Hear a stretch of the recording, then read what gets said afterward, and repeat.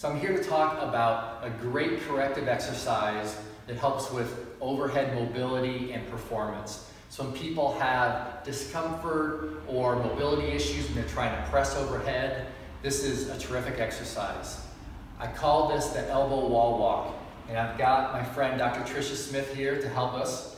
So what she has here is a TheraBand that's wrapped around the back sides of her hands.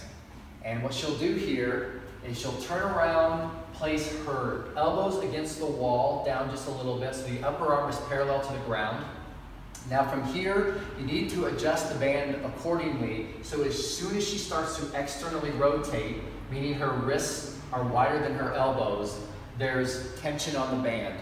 And you won't need a lot of tension for this. This is a pretty challenging movement for most people.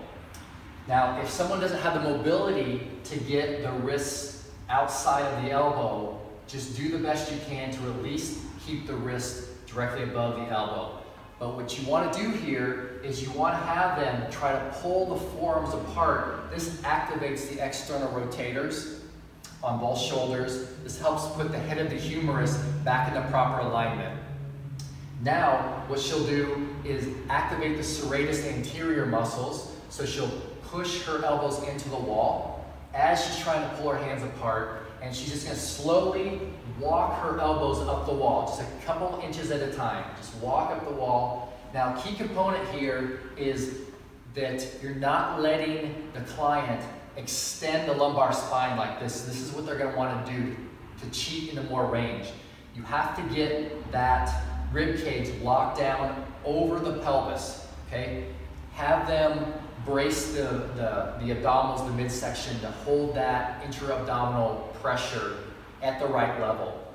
So you'll walk the elbows up the wall as far as you can. For some people that might not be very high, that's fine. You'll focus on increasing the range over time. They'll go up as high as they can, maintaining that neutral lumbar spine and keeping the chin tucked. This helps take stress off the cervical region, okay? And another important point is be sure that the breathing is slow and relaxed.